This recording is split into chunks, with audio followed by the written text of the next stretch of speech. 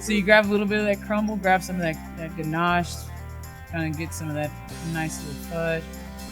You got all the fudge on. Yep. I had her put this way so I could. Oh. Oh my god.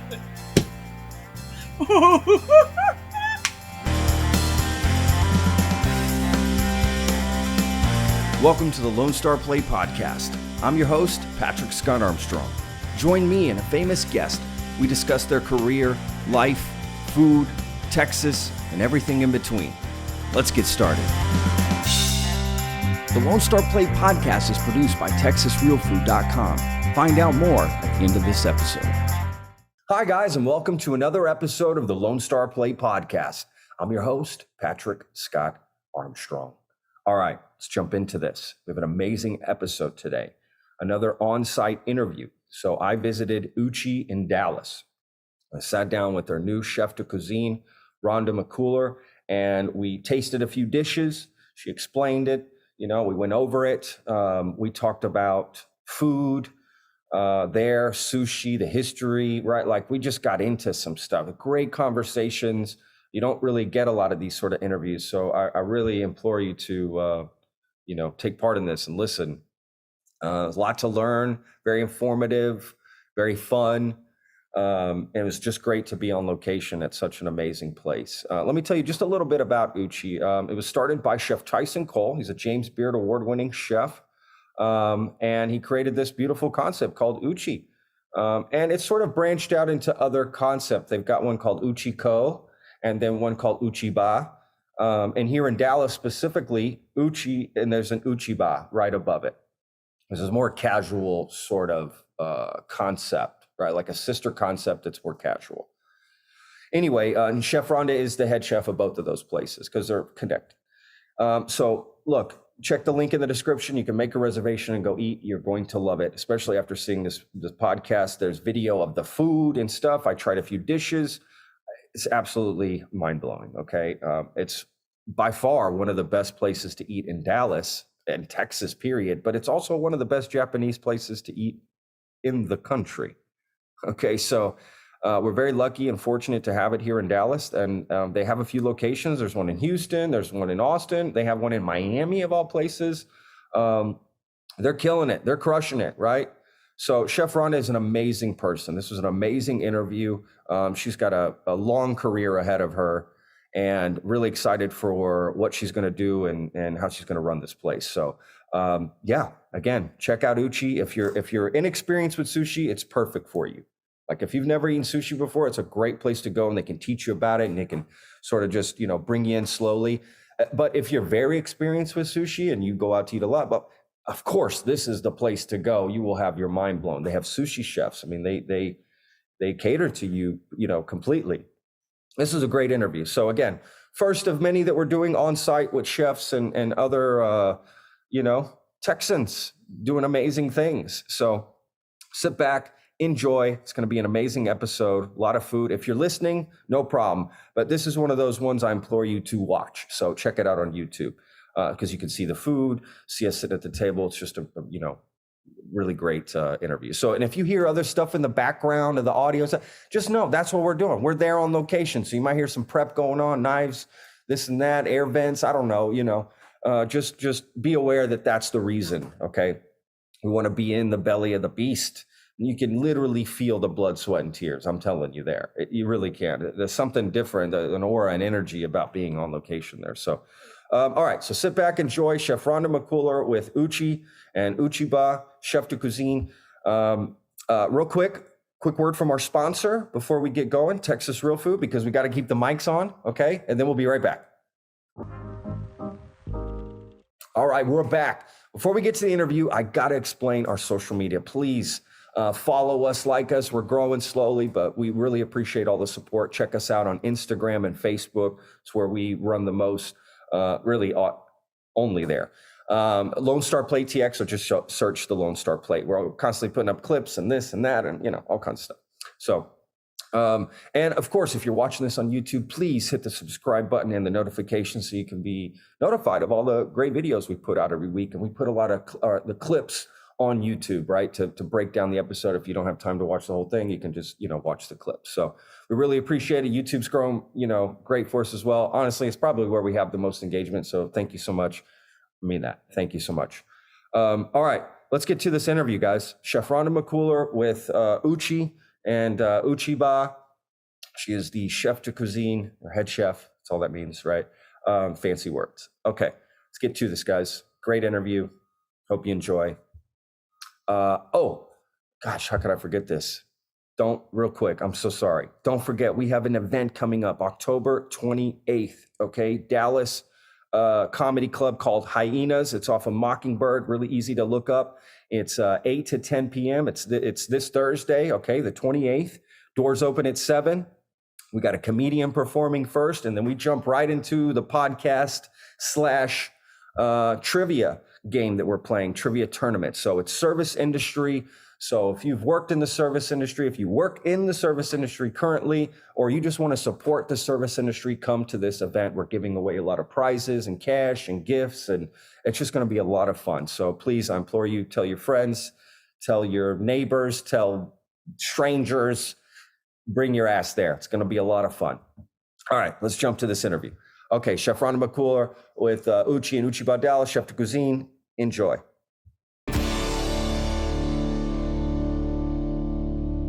Look at that. Perfect Look at timing. here. What is this? Oh, bring it up here. Bring it up here, Yeah, Papa. go ahead, bro. Oh. No sweat at all. Wow. What is this? Okay, Chef Rhonda. You know what? Chef Rhonda, how do we say your last name? McCuller. McCuller. Okay, McCuller. wasn't sure. I didn't know Yeah. if you gave it some extra. No, you know, no, who knows? no extra flair in it. It's Okay. just McCuller. I speak Spanish too, so every time I see two L's, I think a Y sound. Makes sense. Happens Yeah. all the time. No. Okay, well, what is this amazingly beautiful dish here? So this is our Madai Crudo. This is a dish that's like super special on our menu, mainly because our head sushi chef, Paul Sama, he created this dish in a mind frame of doing something special for his wife on their anniversary. And so they went to Japanese flower garden and found one of her favorite flowers, and he basically created this dish from that inspiration. Wow. And created a Madai Crudo that resembles a flower. And so that's basically what you have. You have Japanese sea bream, Asian pear, onion zoo, daikon oroshi, miyoga, and chive. And so it's supposed to resemble flowers. Madai is a fish that people typically eat in celebration. And so it kind of like coincided with what his inspiration was for this dish. And so it's one of our fan favorites. Wow. Isn't it amazing how there's so much story in just one dish? Just one dish, yes. Right? Like, and you can blows my taste mind. this. You can taste the backstory in the dish. It's so delicious, and you can taste all the What a love great that he line put that into is. it. You can taste the backstory in the dish. That's such a great, we're quoting you on that. Oh man, That's a great quote. thank you. Okay, so that's my favorite part. First of all, breaking the sushi sticks. Breaking the stick. What's the protocol for sushi? 'Cause this is, I sort of, right? Is it just you move one at a time? Yeah, you move like the top one. Okay. You kind of hold it like a pencil is what I normally Yeah. do, and this one's kind of stationary. And then Exactly. you use that Okay. to Okay. kinda grab that piece. What am I doing here? so you're gonna grab a piece of Madai here. Okay, a little bit of mine. Now with labor, Look, guys, or I'm already struggling. that Asian pear. Then grab your Madai, kind of dip it into that sauce so you get a little bit of that. And so here at Uchi, our main thing is just making sure that we have a perfect bite in everything that we eat or everything that we present. And so kind of created that for you. And so you kind of roll it up and then enjoy it. Okay, I'm a little struggling, but I got That's this. okay. There you go. Oh my. See, look at that deliciousness. What do you think about that? The acidity of the sauce, the sweetness of the Asian pear, then that bitterness of the daikon, it kind of all just works together and makes like a little party in your mouth. Oh my gosh! Just that little bit of daikon too at the end, a little crunchy. It absorbs everything, right? Mm-hmm. Absolutely beautiful. Yeah, there is a story there. You can taste. There's 3 acts. Yeah, I can taste it. Wow, Yeah. that's absolutely mind blowing. To be honest with you, so that type of fish is a celebratory fish. I never Yes. heard that before. I never. Yeah. Heard. When he was describing the dish, and it was news to me, and so he told me, he's like, yeah, this is a type of fish that in Japanese that Japan that people use as far as celebratory. So like here, people like celebrate. Let's go get some T-bones over there. They're Yeah. like, let's get this fish. Yes, Right, let's get okay. some mare, which because basically of the texture and how it feels in your mouth and how delicious it is. I would assume that that's what it is. I mean, for sure. That's definitely a lot of fireworks going on for me, for sure. Okay, so just I love that we started with this dish. So great way to get going. Okay, chef. So you were just named, right, chef de cuisine here at Yes. Uchi and for Uchiba, Sure. right, for both. And let's, I guess, explain what does Uchi mean first of all. Which means home. Home. Okay. And so it kind of describes what this place is for everybody Yeah. that works here. So That's awesome. Yeah. What a great name! I can't believe I Great didn't name. knew that. And I lived in Austin for a long time. I used to go eat at the at OG. Proper, the Yeah, OG. yeah. We call it Proper. It's our home proper. store. Oh, sorry. It's Okay. okay. The people that eat there in Austin, we just call OG. Yeah, between OG. us. Okay, The well OG. then- OG. The OG Okay. Uchi. I had my food truck right down the street, so we would Oh, head up nice. every once in a while. There, it's off South Lamar. Okay, so what does sushi mean? Like, what does that mean, sushi? Like, people have, first of all, there's a lot of people that are intimidated to go eat sushi, right? And so, like, what does that mean? So, Let's just, I guess wherever my you want to take it. interpretation of what I would say sushi is, I think a lot of people are like under the impression that sushi is just raw fish, or it's Correct. Just, it's That is just what people think. yeah, it's just like raw fish on just bland fish just on a plate, and then that's it. Yeah. For us, I feel like sushi, to take it in a sushi realm, and what that really means is just like something that is super, super delicate, that we're creating a mouthfeel that is like going to be memorable for anyone that, even if you do not like fish or raw fish. And Yes. so, Okay. While it's- you're saying all this, I'm please jumping in enjoy, here, yes. Please, I'm sorry. and as well as the fact that sushi can be served in nigiri style. That's a slice of fish that's over rice, which is a little bit more approachable for people who are very new to rice having helps sort of sushi. thing. It helps kind of like serve as that barrier of like, Yeah. oh, I'm eating raw fish, but here's this rice that I'm very familiar with. Totally. That's And I funny. think the best thing and the major thing to note about sushi is the freshness of the fish. We source our fish from the Japanese market, and so it's definitely something that is very dear to us as far as when we're serving, just based on the fact that we're getting fresh quality fish, the best quality fish that we can serve. With Starts that, there. and yeah, it starts there. If you have sushi that's not the best quality, then I think that's where most people get their dislike.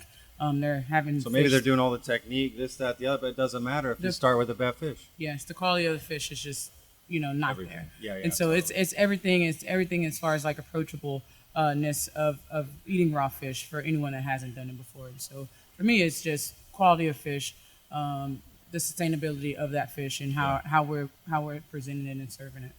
Do you think Uchi's a great place to come if you've never had sushi before? Definitely, I think so for multiple reasons. For our nigiri pieces, mainly our mara, it's the same fish that you have here, but it's so flavorful and so memorable that when you have it, you forget that you're eating raw fish. And I think that I like that. that mindset of trying to get past I'm eating raw fish. Once people let that go and actually allow themselves to taste what they're having, they're hooked at that point. Yeah. No, that's great. And if you're an experienced sushi eater, if that exists, or I don't know if people say that. Oh, there are. Is that the term? I don't know. What do people say? Like, Yeah, I'm not really sure what you. like we'll I go eat with sushi it. all the time. I know what's going on. Yeah, people be like, sushi come with foodie, me. Yeah, or, like I know what's up. I know how to do everything. yeah. This is definitely the place to go, right? For sure. I mean, for sure. So that's great that no matter what level you are, right? This Yeah, is a good anyone place to that's go. like well versed in it, anyone that's had a lot of sushi, they can come here and see that we have a high quality of fish, a nice variety of fish, and then our yakumi is something that's like the seasoning that you put on the nigiri piece or any other sashimi. It complements the actual fish. It doesn't like overpower it or anything like that. It complements it and makes it super, super delicious. Why can you eat raw fish? Why can you? Yeah. Why is that okay? I mean, I know. I'm just saying for people listening, like they think that's it's bad for me. Right, so regardless of you saying, well, I'm going to do it this way, It's Well, the raw way, fish. technically, the way that it's processed and the way that it's handled allows you to be able to have it and consume it without being sick. We process it in a very clean way so that there's not any parasites or anything like that, bacteria or anything that's forming. That should be your real true concern whenever you're thinking about eating fish.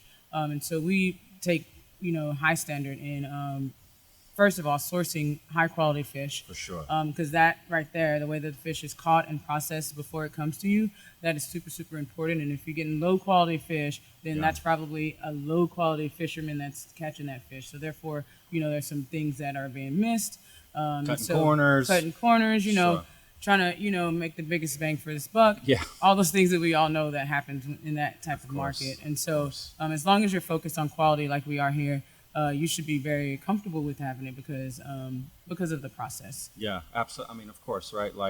Coming to a place like this, you're going to probably a lot of people aren't even going to think that, right? It's like, no, they got it here. Right. Other places, a shopping center, you see Kroger. a little sushi place. Yeah, Kroger. Sorry, You're Kroger. like, I don't know. Look, I lived in Austin a long time. I would get the HEB sushi sometimes. Yeah, see, So HEB I don't know. is a different level, but Yeah, HEB is another life yeah, that people up here don't know about. yeah, it's up in associated Dallas. with Central Market, which is Yes. which also is like it's the top tier of the supermarket. right? Yeah, for sure. So if you had a choice, I definitely think that HEB or Central Market would be the place for sure. Yeah. But yeah. I just thought it was sushi's just getting so popular. Mm-hmm. People are becoming more accustomed to it and what's happening. What did you know about sushi like before you came around? I didn't know Nothing. very much at all. No? Okay. So you didn't grow up eating sushi? Not and, at all. loving it? Okay. Nope. Right on. I That's was interesting. nope. My mom didn't really deal with it. Like I was not exposed to it at all. Yeah.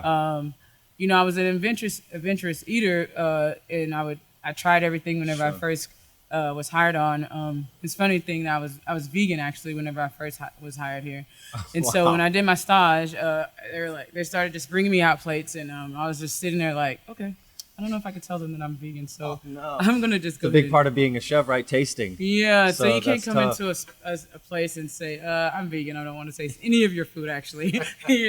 And so I allowed myself to just experience it, Wow. just based on the fact that I had never experienced it before, Sure. and I was blown away. I was blown away from when I was first introduced to it, and then when I actually got to sit down and have my stage meal, it just blew me away, and I was like, Wow. yeah, this is where I want to be. Wow, that's awesome. Mm. Wow, what a great. You know what I love about Chef Tyson, the way he runs his kitchens, is so many people stay here. Yeah. They work. He hires within and he promotes within, and I think that creates an environment that makes you want to stay because if I stay, there's It's a home. It's like your opportunities for- family. Exactly. Yeah. I knew Alex Estranti, Mhm. who used to work here for Yeah. many years. I worked with him at Stephen Piles. Oh, nice.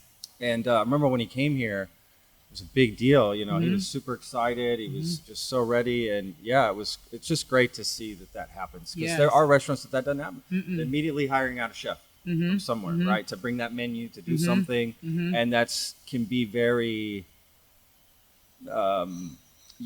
take a little bit of your motivation away if you're on the line, if you're Sue, if you're, it's like, what am I, Yeah. what What am I working going? to? Yeah, what am I working to here? Yeah. So And also, it could be Yeah. it can go it can be a real strain on your culture. One Sure. big thing about Uchi that I really really love is the culture, Yes. and that's why I think Chef Tyson really is very strong and very holds dear promoting from within. That's Is awesome. because that when you're here, you're gonna learn and you're gonna be a part of the culture because essentially you are the culture. Because if not, then you wouldn't be employed here after a Yeah. while because you're gonna stick out. Like Sure. everyone here basically embodies all of the culture, not all, but a majority of the culture core values. And so because of that, we promote from within. And speaking on Chef Alex, he was one that I started in Open Dallas as a line cook, and he was one of the opening chefs he was a sous chef, and he was on the team, and so he was super super impactful in my culinary career here, Oh, wow. my growth here. That's awesome. Shout out to Chef Alex for sure. Yes, shout out. Chef. Because he definitely had a major part in my growth here amazing. as a chef and on the line, and how he brought me in and taught me things and just showed me the way. And so it He's was very really- much like that. He was like that at Stephen Piles. we used to have a great time on Sundays. We would work Sundays together. I worked front of house, so I would manage front of house. He was at back of house, and Sundays was like nobody's in, right? Like we were just holed up the whole restaurant at Stampede, right? Oh, yeah, down, yeah, right yeah. down from here. Yeah, Long yeah. time. God, that was so long Yeah, ago. yeah. Oh my gosh, those were the days, Memory man. Yeah, lane. Alex would make risotto on Sundays, like Yes. family meal, Oh, yeah. style. I used to love that. So anything that guy made, Delicious, right? oh, Yeah. delicious. Yeah, he had his style, and I learned a lot of things from him and the other chefs here, and that's Sure. that's one of the biggest things. That's gotta like be crazy, right? You're just looking around like all these rock stars just teaching yeah, you stuff, right? rock stars. Now you're one of them passing it down. You know, and that's and it's that home feel and that pass down, like you call it, like Yeah. in a home, in your family. Yeah. You know, everything, your culture, your standards, what you believe, that's all passed down, you know, from generation to generation. And that's pretty much what happens here. It's like a generational pass down. And it's a pass down from chef to cook to prep to, you know, all of that. And so, you know, that's something that's really, really kept a lot of people here, and me particularly, just because of that Sure. idea. Absolutely. for- Did you ever work with Hannah Downing? Yeah. You know Hannah? Started. Yeah. She started out with us. I mean, Okay, she was yeah. over at Stephen Powell's with him. That's how I know Hannah. We were on the line. Yeah, that's how I we know were on the Hannah. line. Shout out Hannah too. I think she came because of Alex. Yeah, actually. for sure. Yeah, for Yeah, sure. and then 'cause Pretty tight. the really cool part about that that our team was that we had we were like one of the only times that we had an all ladies hotline. Like, That's awesome. You know, it was and Chef Alex was there. It was Chef Kyle too. Bet he loved that. Come Oh on, yeah, you know, but it was super impactful because it was a lot of women, and we were just working hard in one of the busiest restaurants in Dallas, and just sure. rocked it out. And so, you know, Chef Dina was there, Chef Junior Borges over at Meridian now, he was there, and so just having that on the line at that time was like super cool. And Hannah was a big part of it. That's You know, awesome. She came in as Hannah, and it was just super awesome. She's such a great person. Yeah, such a great person. But she likes her the way she likes standards. Oh, yeah. And it was something that you know the good cool but thing about that was like everybody had that in them. Everybody had that tenacity, that work Sure. hard, that teamwork, that thing that I keep talking about, like that core values of this place. Everyone had it at that point, and we were all just like, look at this, look at us go, y'all. Look Doing at us it. go. So Doing it. Yeah. that was yeah. that. I think that's one of the memorable parts, like with Chef Alex and with us on the line and Hannah. Yeah. You know, is that we had that all girls line, That's and awesome. it was we were rocking it. We were so busy that day, and we were just like, yep. That's all we said was like, yep. I love you know, yeah. I mean, when it's going right, Yeah. right, it feels like feels nothing. great. Right? It feels awesome. You know, it did. It's honestly what I miss about the industry the most are those moments. When And you're everything's like, clicking. yeah, and you're in there Everybody's battling, working. and, Yeah, you're and busy, it's 4 but o'clock. you're Yeah, busting. Or, and you look up and it's yeah. like 9 o'clock. I'm like, Totally. damn. I mean, Yeah. sorry, dang, what No, happened? no, you can say damn. Okay. Yeah, you can say anything. I It's all know, good. yeah. It's all good. Okay, damn, what It's a, happened? You know? it's a restaurant. Sorry, Come on. children. Let's know. Yeah. But you know, let's be real. but, I had Aaron Franklin on. He went to town. Yeah, I'm all sure he all did. Over I every love- word. Trust yeah. me. No worries at that's all. good. No, that's great. Actually, bring up a great point. I wanted to talk about that, like kitchen culture, women in the kitchen. Like, you know, how much have you seen that change? You know, over time. I know you went to you graduated from Le Cordon Bleu. You went to school. Then you worked for Marriott, right, for a few years, and then here, right. So not to say not a lot of experience in other kitchens and stuff, For but sure. what is great is you have been in one place to see an evolution. Yeah. Or it was Yeah. that way when you came in Yeah. too, right? I Yeah. mean, Ochi's been around for a really long time. Yeah, let's talk about that. Like, what do you think about it? Where do you see it going? What do you want to see changes? I don't know. I mean, I definitely think from when we started to right now, and obviously we didn't have this many stores, but Yeah. you know, we didn't have a lady CDC, and now we have 2 lady CDCs. We have Ariana also, which is our pastry chef that's been, you know, a part of the management team and the leadership team. When you say for- CDC, you mean Chef de Chef de Cuisine. Cuisine. Yeah, just sorry. make it- Yes. just make it. But you know, to have that now compared to whenever we started 6 years ago, shows the true growth within our company. And I don't think I never felt like, you know, any type of discrimination or anything like that as a woman in our store or anything like that. But you know, it wasn't a representation of a lady as a you know, CDC. Yeah. And so, you know, to see that now and for other, you know, lady chefs that come in, I think it's super impactful to see that in our company we have two 3 really that are in leadership, and so awesome. that is something that is very like specific to our brand, and so it's super super cool to see the evolution of it for sure, and to be a part of it. Yeah, To be that face and to be that little bit of inspiration for somebody. I think Sure. it's really really. They cool. come in, right, and they're working the line. They're like, look at Chef Rhonda. That's where I could be, right? I mean, essentially, Yep. that's, any Yep. good chef should want you to take over their position. Right, To be right. working to take over. That's sort of the point of it. Of what you think. We Yeah. tell everybody all the time, like when you're a line cook, you should be trying to master your station. Yeah, but you're Exactly. looking to be, what is that sous chef doing, and what do I need to Exactly. do to get to what Yeah. he or she is doing. Yeah. And so as long as you have that growth mindset, I think that's gonna. I mean, there's some lifers that work the line. Let's be real. Yeah, I've worked at a lot of restaurants. True. Like there are, that's what they like. True. They just True. don't want that responsibility, True. but they show up on time. They do their thing. True. Their prep's done. True. Like right there. Yeah. Well, I mean, the truth is like whatever you decide to do, be great at it. Perfectly said. Yeah, Exactly. like Whatever if it you is. want to exactly. if you want to be a line cook, then be the best line cook. Yeah, If you want to be, yeah. if you see that you want to be a chef de cuisine or executive chef, it's multiple names for it. But if that's what you want to do, then be great at your growth as far as like how you're doing it and perceiving and pushing through to get to that. Because everyone has their niche and what they're doing. Yeah, I don't want to say, hey, totally. you're a line cook and you're a badass line cook. I need you to be a chef. No. Sure. You want to be a line cook. If this is what you want to do, then I know that you'll be that representation of what we want and what we need on the line Yeah. in order for you to be able to, mentally be able to, handle it, so. And one thing is like working the line at Uchi than like, fucking TGI Fridays or something, right? It's not Yeah, even yeah. the same thing. I mean, No, there's a different no. sort You're- of pride of when you leave work, when you come to work, when you tell people where you work. For That was sure. always a big thing for me when I was in the industry. Yes. Like I wanted to work at the best places. So, because I felt when I tell people where I work, it wasn't like, Like, whoop. this is where you work. No, Yeah. it's like, this is where I work. I felt pride coming in. I Yep. wanted to do the best. Everybody did. Like you said, that energy of everybody wanting to like Just succeed elevating- and be the best. Yeah. Is, Just striving is for awesome. excellence, for Yeah, sure. exactly. As well as like, when we're busy here, but not only we're busy, but we have extreme finesse, like whenever you're plating. Totally. And- This and- stuff is like, I mean, Look at how Totally. and think about, serving 70 of those a night,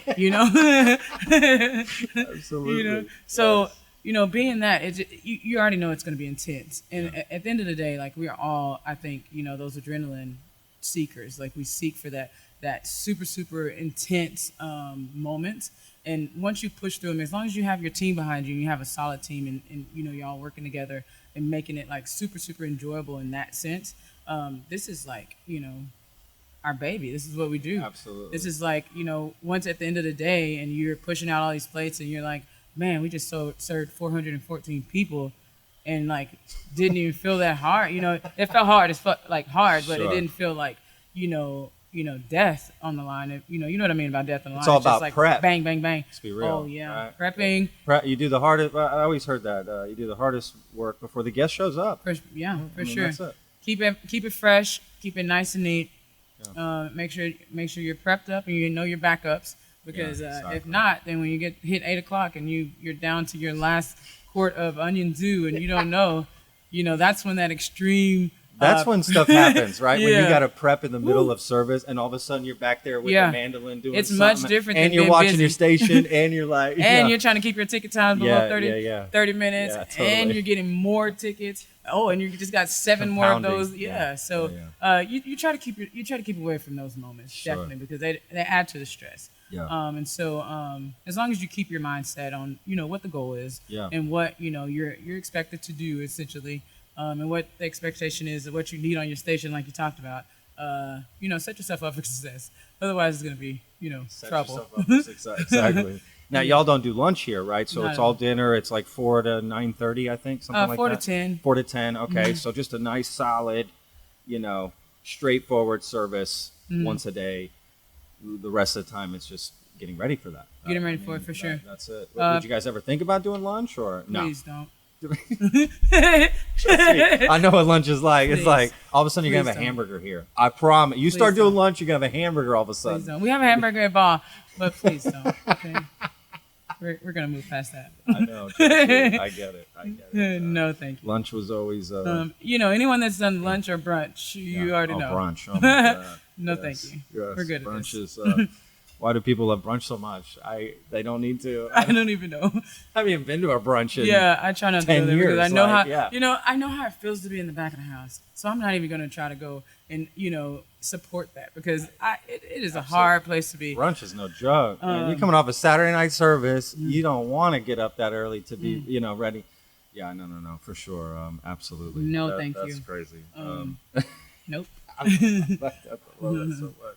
What I wanted to talk a little bit about specifically like a sushi chef and how that separates from just like a standard kitchen chef, right? Like someone that I saw an interview with Tyson Cole kind of going into a little bit, and I just thought that was fascinating, and yeah, I'd just like to explore that a little bit more with you. So here our head sushi chef is Paul Sama. He is definitely the mind behind our sushi bar and our sushi experience. He and we collab on different ideas, different expectations of the bar, and different flavor profiles and expressions that we would like to do as a company or as a store, or him as his own expression. The main thing is like when I talked about before that kind of separates from what I would call a classical or just a chef from a sushi chef would be just the love and the admiration of fish and just the flavor of it. I mean, people really when you think about fish and you think about sushi chefs and you don't realize that there's like seasonal fish and different things like that. And so even within that fish market, with that fish idea, there's like seasonal things that I've learned like I didn't even know.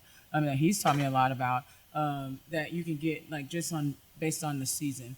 And so as a sushi chef, they super pride in fish quality, the type of fish that you have, and the yukumi that's served on the fish, the style of dango, how much rice, what specials are being put on, what crudos, how the flavor profiles, all those things, and how it complements the fish. Everything is always, for a chef like that's just savory oriented, they're focused on, proteins like, beef, chicken, stuff like that. Sure. As a sushi chef, you're focused on just mainly fish and the delicacy of it and how it is, represented on the plate or on the piece of dango or something like that, because it is very special. To not hide the quality and the essence of the fish. And so if I had to separate the two and decide, the difference between would be basically the love of fish and how it's prepared and how it's presented and how, you don't want really the yukumi or any type of seasoning or flavoring to kind of muddle the fish flavor or the essence of the fish. You want to really highlight the fish and highlight what it is that you're bringing to like whomever's eating it. Yeah, that's awesome. And the sushi chef, I guess, talks to the guest too, right? That's a little bit different. Sushi chefs definitely. That makes sense. Well, that in the truth is like in our style, because we're Chef Tyson is a sushi chef. He wanted to have the sushi bar experience at every table. So the sushi chef, the sushi chef like talks to the guest, like you're basically creating a meal for your guest and your team, like whoever you're serving at that moment, based on what you have. And at the sushi bar, you can get a lot of off menu type things because you're reading your guests and you have the liberty of creating something right there in the moment. That's pretty cool. Yeah, that someone else may not be able to get. Yeah. Bring it in. Are you good on this one? I will. Can I just get one more? Please have it all. I'm sorry. This is like so Give us delicious. All right. I just want to eat. I just want to eat everything. There you go. Chef Brenda, I'll let you explain. Thank you. Her creation here. Beautiful. Okay. Oh wow, that looks ridiculous. Thank you. Really amazing. Go for it. Alrighty. Yeah, finish all that. The good thing is that as long make as some flavors. see it sits and so it's starting to marinate inside of that zoo, and so it's just gonna keep getting better and better. That sauce or the juice is unbelievable. Really. Yeah, that looks ridiculous right there. With the plating, the detail, right? Like, That's that finesse that we're talking about. I mean, something that we really pride on when creating dishes. It's our artistic expression. I think chefs are artists. Totally. To be totally honest, I agree with that. And when you look at that plate, it's kind of like looking at a canvas, and you're like, ooh, let's make What it can I sexy. do with this? Yeah. What can I do with it? And The plates space. are definitely spatial. Right, Spatial the- awareness is definitely Yeah. very important whenever plating and creating a plating style. Yeah. For sure. So what we have here is a ribeye tataki. It is marinated in a black garlic marinade, fried egg miso foam, goma, which is sesame seeds, a Brussels chimichurri, and mustard frill. Sorry. And so this dish is one that I created a while back, and I wanted to get a uchi take on the classic steak and egg. Yeah. Basically. Okay. And so, I basically wanted to do, you want that tataki nice. So I just want a little bit of. hmm Is that, You can grab it and drag it if you want. is that the best way to? Should I like for me to get you some cheaters? So embarrassed. Oh, it's okay. Listen. I got this. You got it. I'm trying. I feel like There you I'm doing go. something wrong, but No, you're doing great. But I wanted to create that that steak and egg type of feel, but in an uchi flavor. On top is that Brussels chimichurri, and it's marinated in the deliciousness of the world, which is butter.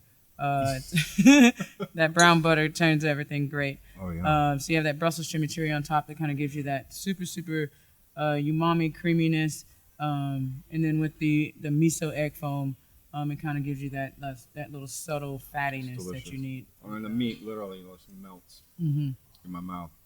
Everything's coming together beautifully. I mean, Thank you. my gosh, this is crazy. I think this is from the other dish. Yeah, you gotta get in there. Just pop my that little acidity. Mm-hmm. I like acidity on everything. Wow, that is so good. Thank you. That is so good. What do you think is the how often do y'all change the menu? We do a tasting once a month, so we pretty much try to change within seasons. Wow.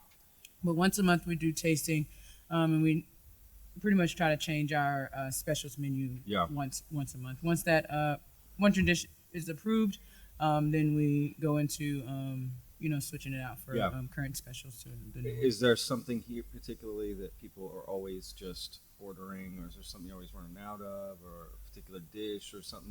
We run through the two dishes that you tasted are the ones that we kind of run through a lot of. Okay. Maidai Crudo, which are they both started as a special. So the cool thing about this is that one, anyone can create a special. Love Okay, that. so even if you're a server, Yeah. you can collab with the kitchen. Collaboration is a big thing. Wow. And we can I've create. never heard that before. Never. A server helping create a Yeah, see, special. that is one new. thing that like I love that. those really cool things about the uchi that some people don't know if you never worked here, Yeah. and it kind of separates it from other restaurants. Totally. You can get like everyone's like, oh, you only worked at Marriott and you only worked at uchi, but I got something from uchi that I don't think that I would have really gotten from other restaurants. 100%. Technique and stuff like that. You can learn technique. I went and staged at a lot of places because you go in and stage, you see that perspective, Sure. and you take it on within yourself, and you go and learn, and you can try out anything here, in our home store. So experience is basically what you make of it. Yeah. But when you have the flexibility of making specials, and anyone can really collab on those specials. Even as a line cook, making specials from whenever I first Love started and trying to learn, the culture of what uchi was, what Japanese cuisine is, I didn't really have that much backing on it, and so being able to like create specials and being That able to gets you to try, learn it, right? It yeah, gets being you able to- to yeah. collab with chefs like Chef Junior, Chef Alex, Chef Kyle, the ones that came through that was very impactful in my growth, and my Chef Joe Zuccoli, super impactful. For me and my growth as far as like the culinary expression and how flavors work together and stuff like that.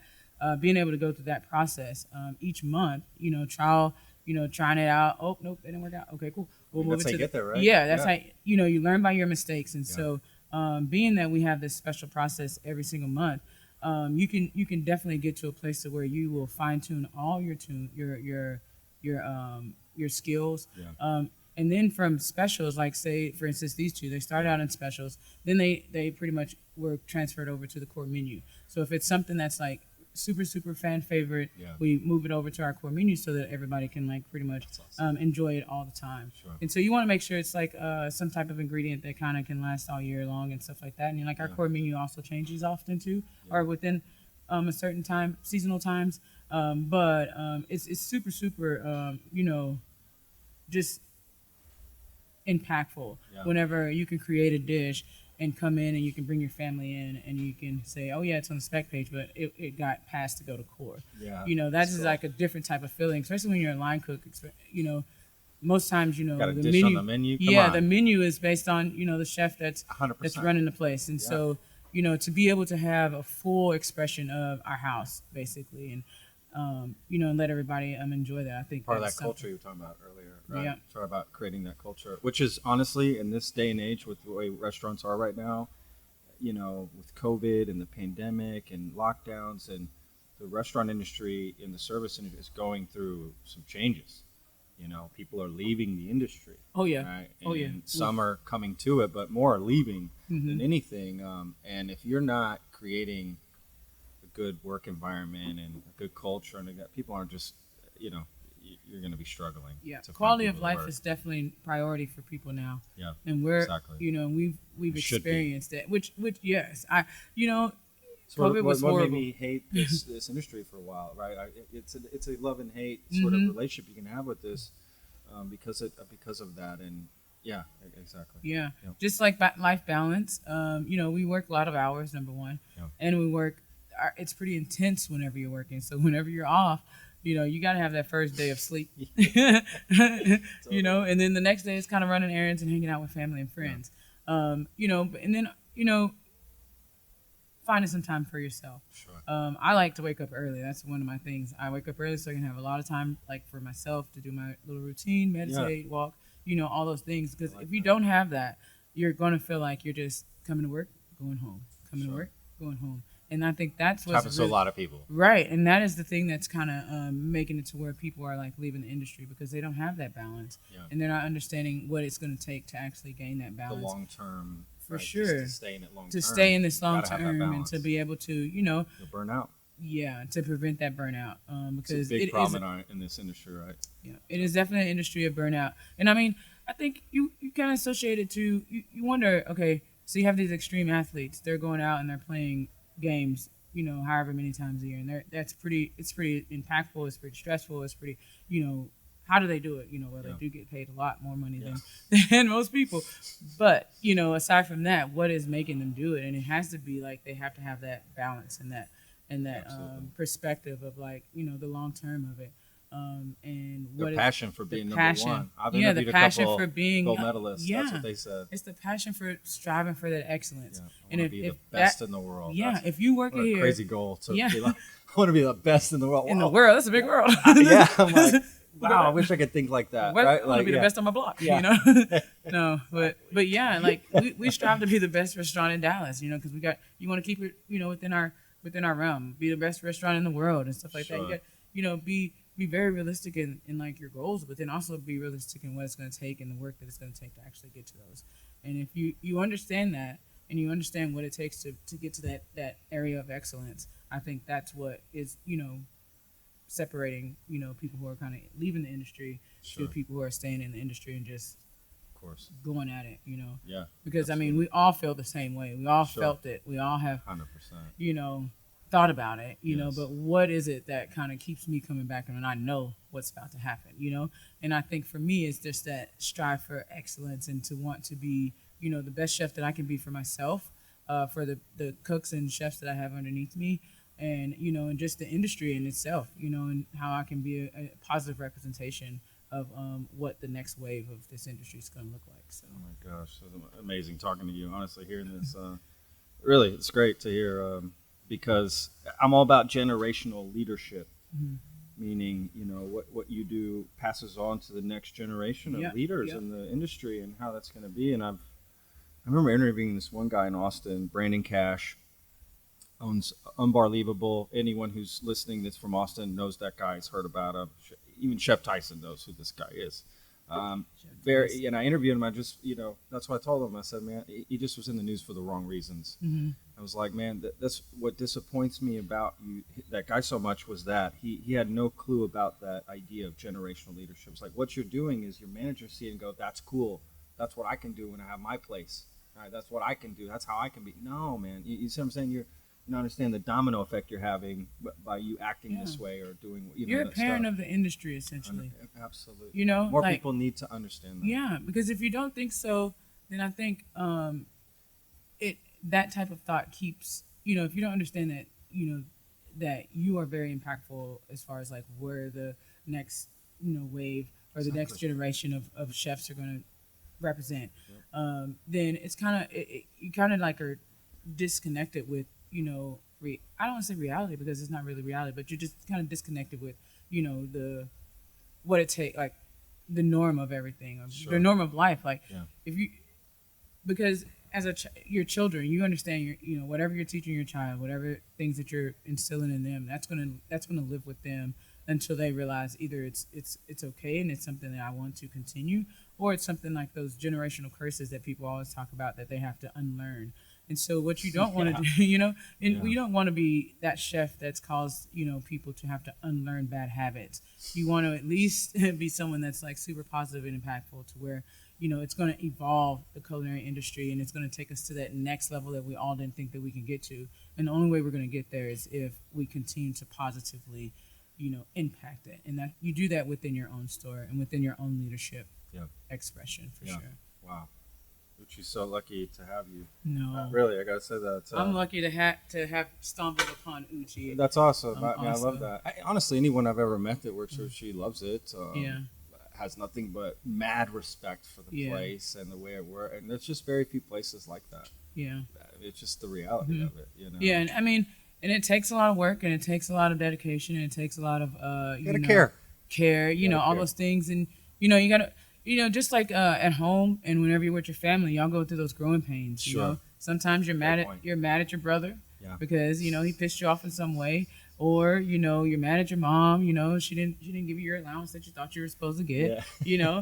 All those things happen within a house, and you have to be realistic of the fact that it's going to happen wherever you go. It's just the way that you respond to it and you react to it is going to be the really true impactful thing. And I think as a company, we have definitely grown and definitely stood up to the changes of the industry and what that really expresses. And y'all are trailblazing in a lot of ways. Really, I mean that's the reality of things. I think a lot of restaurants probably look at y'all how to do things. This is what we should do, right? And especially in Austin, I know that was the case with Uchi. And, yes. Austin's a much smaller city than Dallas is in that sense. There's a lot of great restaurants, and great food there. But it's a smaller community than the Dallas food community. Which shows the true impact. Yeah, absolutely. Yeah, exactly. It shows the true impact of the company. I mean, once you start to spread out and stuff, when you're in a larger city, it's really hard to be as impactful as you are in your home city. But being in that home city and how impactful Uchi is and how it kind of changed and brought a different insight on the culinary scene there. Oh, absolutely. Really speaks to what it is, regardless if it kind of gets washed out in big cities because it's just so many restaurants here in big cities. But that culture and that presence is still there no matter what. 100%. And so that's what keeps most all of us here that's been here for 10 years. Awesome. I've been here for 6 years. I mean, that's honestly very rare for restaurants. Right. To be real. Right. That is super and this is rare. not just like back of house chefs. We're talking about also like front of house. Front of house has been here for 12 years, 17 years type numbers. And you're looking like, okay, well, what cool. That's amazing. Really, that's amazing. And blows me away. And I think people, if you don't have that, if you do decide to leave, I think, you get that real, life like kicker whenever you're like, oh, well, I guess Uchi isn't not that bad because everywhere we go, we're going to have some type of problem. Oh, well, of course. Yeah, exactly. Sometimes you don't know what you have till it's gone sort of thing. Yeah, exactly. You don't know what you have until it's gone, or the grass is not always greener. For some people, it may be greener. Sure. But if excellence is what you want, I think you're in a good spot if you're working here. Yeah, I mean, 100%. Look at everything we've had. Speaking of, I'm about to jump into Get in there. Okay, I think we're going to start our little trivia. No. Or we could discuss your potential new lunch menu. No, I'm kidding. No, I'm kidding. no. I mean, no, thank you. Yeah. I remember working at a small plates place. It was Stephen Powell's place, Samora. I don't know if you ever ate there. It was off of Ross. Anyway, we did Eastern Mediterranean, Indian, and Spanish tapas. We didn't do lunch. We started doing lunch. I'm telling you, we had to start serving a burger. I've never seen everyone get so mad at the plate. It was like, we are not serving a burger. Yeah, we're not serving a burger. And George Majdalani, shout out to George, business partner Stevens, was like, we got to serve burger. There's too many people asking for it. Too many people. Too many people That's all right. asking for a You know what? burger. In our setting, we have Uchiba. It's like an izakaya style. You can go upstairs and get your burger. There you And go. you know, Exactly. it's still like the uchi, do flavor, it. the uchi flavor profile. It's delicious. You know, it's all those things you want to get in a burger, but you can go on upstairs for that. Yeah. I Yeah. love that. How long has the Uchiba been up there? For about 2 years, 2.5 years almost, yeah. Been open, going well, doing really what does nice. that seat up there? It's like as in Like how many does it seat at capacity? about 260. What? Yeah. Oh yeah. About 260, I believe, 210, something like that. Holy cow, I was not expecting you to say Yeah, that. considering are you done with these? Yeah. Just sit them over to the side. I don't want to be. Okay, thank you so much. This is Wow. so good. Look at her. I just can't. Look at her. Melt in my mouth. Oh yeah. Now this one I can enjoy with you. Everything else I have to just allow you to enjoy. Yeah, 'cause I'm that's true. vegetarian, You're so- vegetarian now, so you moved up from vegan. To Yeah.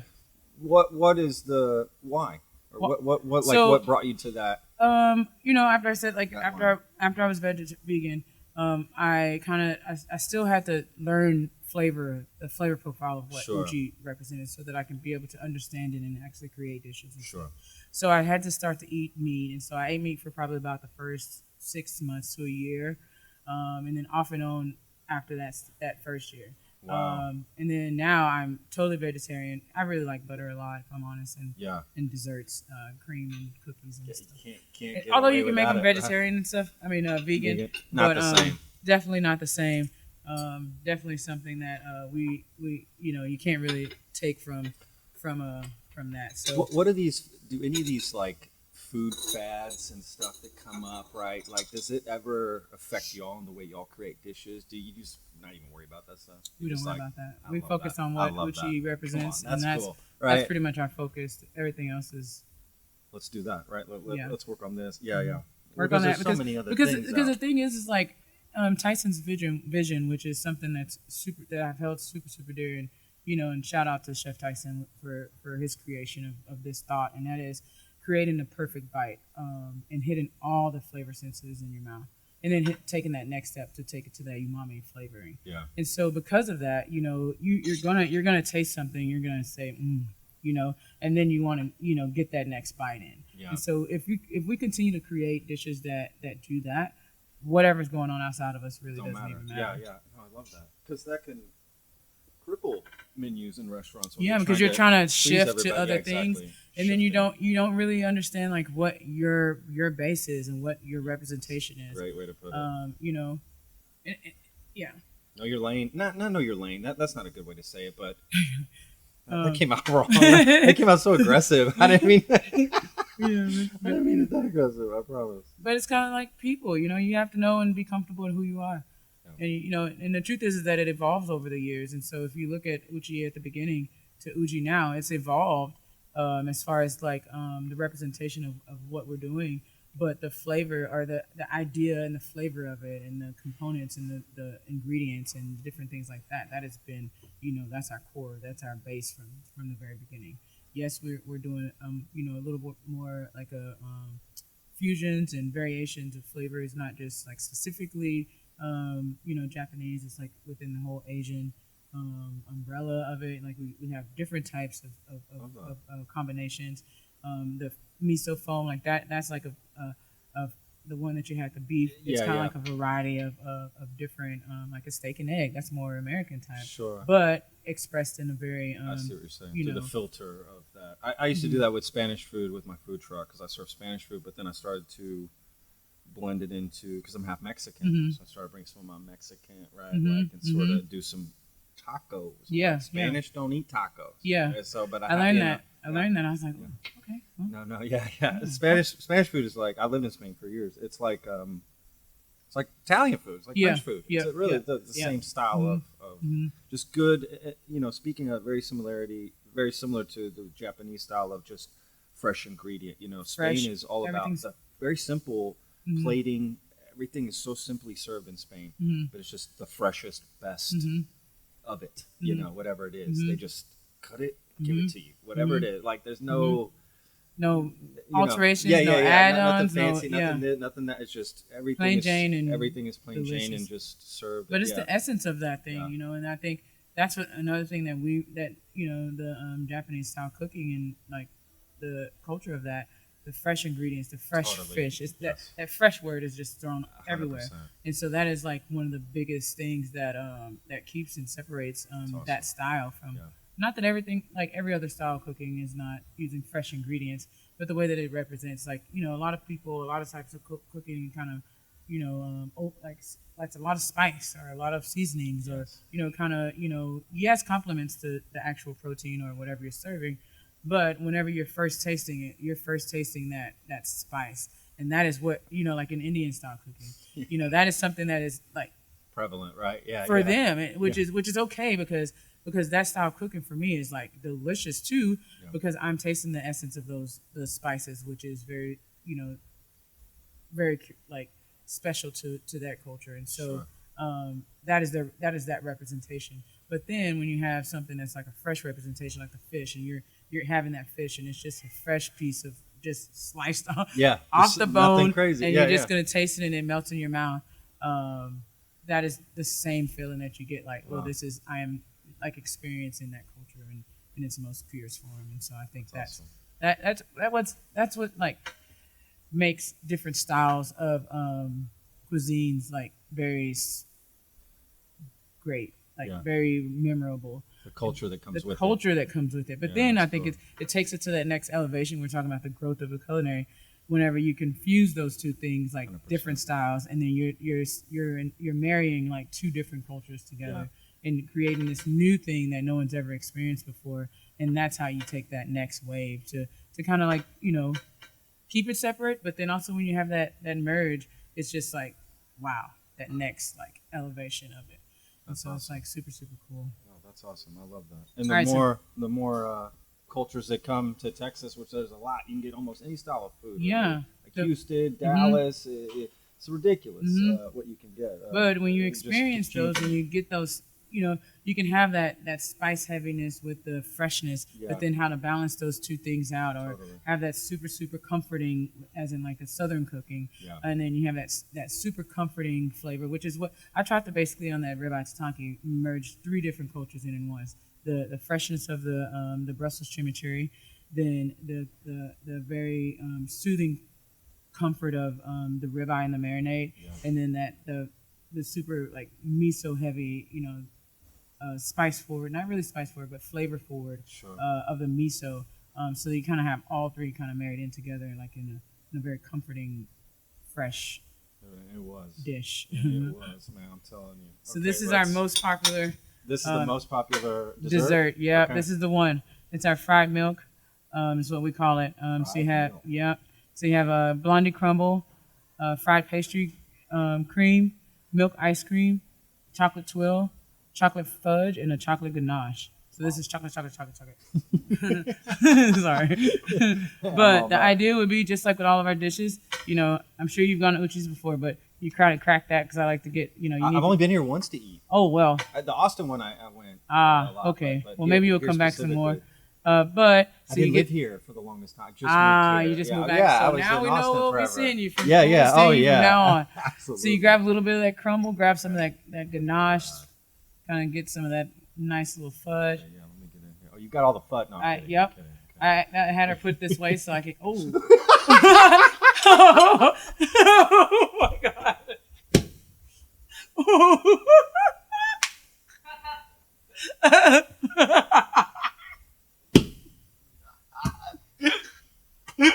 Oh man. I'm sorry. Take it out. Oh, jeez. Oh no. Of course that would happen. Leaving that. Oh my! right, I'm well- glad that happened to you and not to me. Yep, lucky me. I love I it. knew Come it. on, when that happens at the table, people lose it. They have to love that. Well, You've had a few drinks, you're full. You get, oh shit. Oh, All right, that's so Oh, you're my supposed God. to kind of break. I like to break mine because I don't want to have multiple bites. Going slow. But go in easy. Going 'Cause, slow. Yep, slow. oh, right. Hilarious. Well, they made them right when that Oh, happens, right? you know it's ready. Man.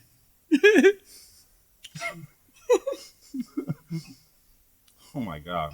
I believe we can skip the trivia for that one. That was Oh no, we gotta do a few trivia. okay. Look, how is that? Delicious. Yeah, that's Kidding me? I'm actually not a big dessert person. Mm. I don't actually order dessert a lot, or Mm. I only eat it like people bring it. This is a good one. My nephew, he It's comes delicious. I think that's why I don't eat dessert too much because Mhm. I actually really do like dessert, Mm. but I will in. eat Can't get too too much much of of that it. sugar. Yeah. Oh my God, it's so good. But yeah, my nephew comes in and he'll say, "Nanny, I just want the milk." And I'm like, "No, you got to get some food." Okay, what in the back are people? There's always some sort of prep that's done in the kitchen that's just laid out, and servers are coming by grabbing it. Oh, it's that What Blondie is it? crumble. It's the crumble. Okay, My goodness. you know Okay, there's so something just before to they hold you over. Woo, right? before they put it in the Roboco and break it down, it's a big sheet cookie basically, Oh, and it has okay. a tres leches chocolate in it. Oh my And God. man, They if just it's gotta tell when it's soft, I always tell them, could y'all make sure y'all do this before I come in, because you know what's gonna You're happen. gonna get some. Quality check. You get a quality check. Quality check, and But in your position, it's I need a actually quality true. bowl. Yeah, but I stay away from that. I love it. Okay, look, let's jump into a little Oh, bit of man. trivia here. We got this. All right, This is no problem. You got this. This is easy. easy. Mhm. Okay. From what country does the dish sushi originate? Come again. Can I get a lifeline? Papa, I call a friend. Papa, I need you. No, it's an easy one. From what country does sushi originate? Oh, Japanese. Japan. There you go. Japan. There you go. What do you know? What the word sushi means itself? The meaning of sushi. I'm supposed to know this. I don't know. I don't know. I'm if you're probably- supposed to know I probably this. am. I don't know. Probably I am. don't know. Yep. Next. I mean, I'm gonna tell our audience here. I thought this was let us know. fascinating. I didn't know. I mean, golly. I had zero idea. The word consists of two characters. Su, meaning longevity. Longevity. Oh my god. Longevity. Longevity. Oh, I'm like, can my I see the God. word? Yeah. Can I see it? I need to read it because I'm not sure what you're saying. Trust me, I didn't know what I was saying. Longevity. Longevity, Longevity. yes. It's longevity. Yeah, Okay, longevity. God. Delete this. And she meaning director or official. So I guess that's weird. Director, official, longevity. Okay. Sushi. There you go. Now I know. That's it. That's it. I guess, I should have known that, but don't know. I appreciate that. This dish is savory and has vegetable and meat toppings. Sometimes it is garnished with mayonnaise and fish flakes. It looks like a pizza. Do you know what it is?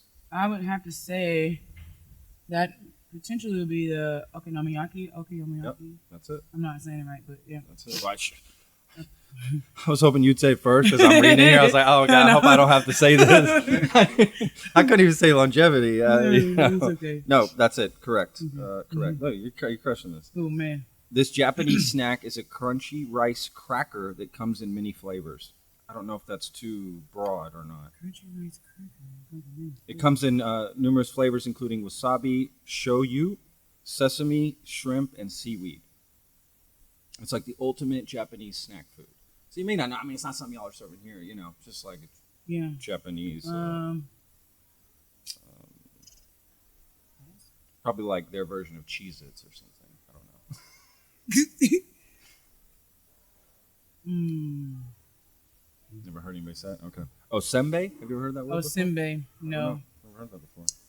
No. Obviously, I need to get up on my trivia. Well, that's sort of like That's Yeah. that's pretty hard one. Maguro is sushi made from which fish? I have options: tuna, white bait, salmon, or cod. That'll be a tuna. Crushing these. Which of these terms? Okay, there's only 3 more left. Okay. Let me just quick. Which of these terms refers to a variety of wonderful Japanese rice seasonings that come in a variety of interesting flavors? Have options: Okay. sakana. I hope I'm saying these right too. Sakana, furikake, Mm-hmm. omikami, boken. Furikake. That's it. Oh, so that's how you say it. Okay, okay. Yeah, sprinkle shake. I guess it's some. I have seen that. I've bought that. Like rice Yeah, seasoning yeah. and stuff. I've bought that. So it has seaweed in it and a bunch of other stuff. Yeah, Sesame. yeah, sesame. Yeah, exactly. Okay, sukiyaki is the Sukiyaki. most. Yeah, okay, the way you said it is the most well-known example of a nabe mono. A little pot thing. Where all the meal is cooked at the table in a communal pot. Which of the following is not a nabe mono? I have options: shabu shabu, chirinabe, yakitori, misutaki. I would go with the yakitori misutake. That's correct. Yakitori. Yep. Because yakitori is a grill. So Oh, okay. that was easy. Okay, I'm glad to say yakitori. Otherwise. 2 more. Masago is what? Did I ask that? No. I have options: tuna, yellowtail, salmon roe, or smelt eggs. I believe it's salmon roll.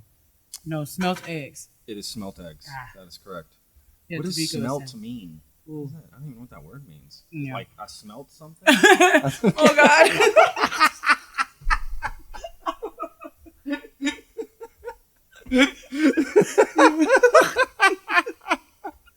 I don't know. Sorry. Okay, one more. This is the last one. Let's just make this the last one. Okay, which of the following sushi items is served cooked? Oh man, gotta give me these words, man. Amaibi, maguro, toro, or kani. Hama ebi. Wait. Well, okay. So hama ebi we serve with the cooked head, but the extra shrimp is raw. So I'll go with the last one.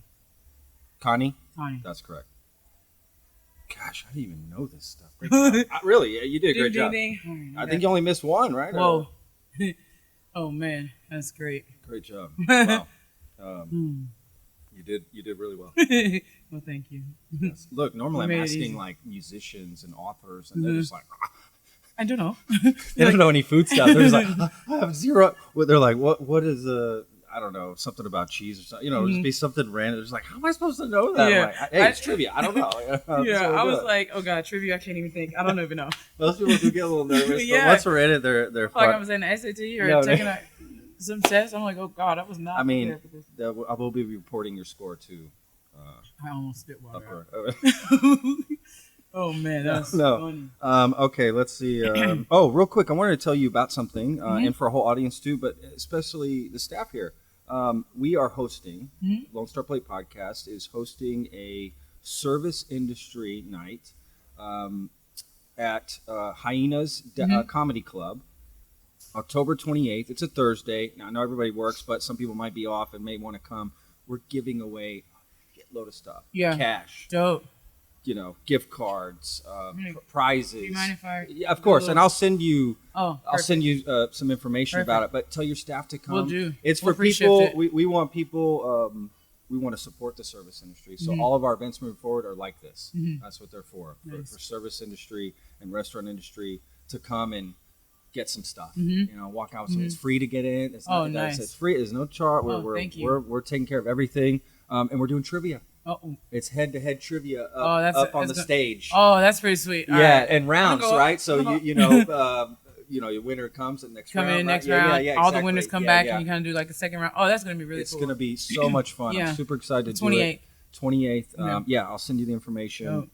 I bring it up on every podcast. Obviously, we're trying to promote it. We got a lot of sponsors, so we got a ton of people just giving us stuff to give out. Oh, yeah. Once we let them know what we're doing, and Right. and we're hoping to grow. This is our first one, so we're hoping to just Do it. grow this bigger, Nice, bigger, and bigger. nice. Take Yeah. care of this industry Because that I love so much. yeah, because we, to give back, give back is Absolutely. is everything. It's all I so. want to do, man. It's all I want to do is Thank you help for that.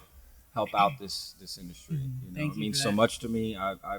I feel like I'm still in it, Mm-hmm. sort of. I mean, you know, You're in it in a different way. I'm but in you're it in still a different it. way. You're pioneering I different can't things get away for it. from it. Yeah. I love so the you like industry that- so much. That Yeah. intensity of it. You There's know? no where else am I gonna go? What else am I gonna do? If the podcast wasn't about this, not that I talk about food all the time on the podcast, but I don't know what else I would do if Yeah. we weren't still somehow connected Mhm. because I don't know anything else really, you Mhm. know. So Mhm. yeah. Yeah. But anyway, yes, I'm with that. really excited about that.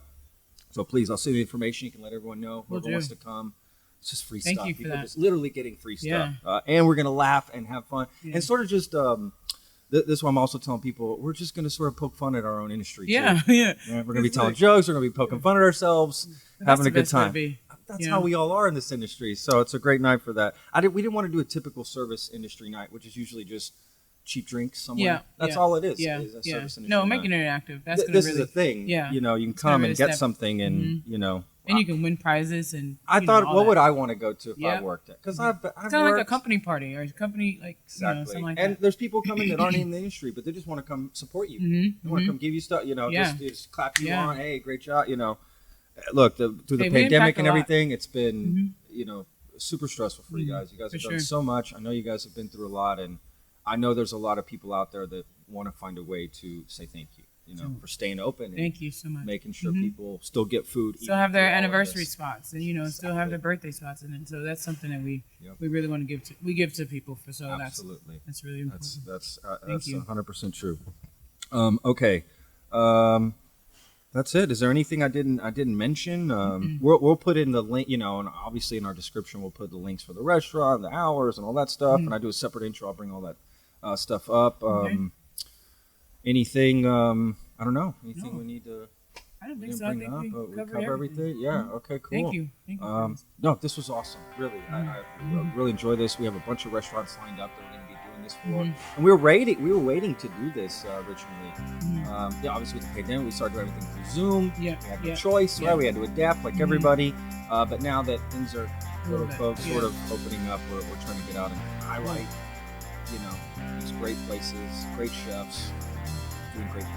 So thank you so much for the time. I don't know. Thank We really do appreciate it. This was awesome. So, thank you so much. Thank you.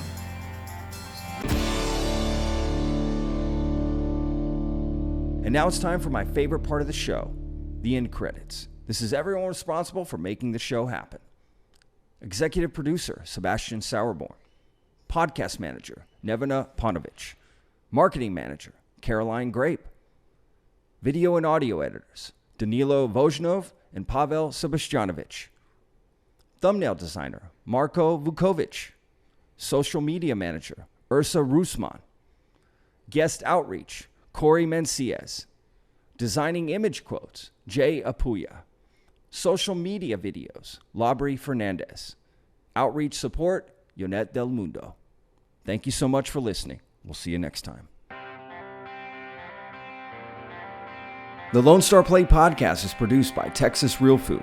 Go to texasrealfood.com and you can search your city for stores, butchers, restaurants, farmers markets, and more who are using fresh, artisanal, organic sources. It's a fun site that brings all natural options all together. I hope you enjoyed this episode.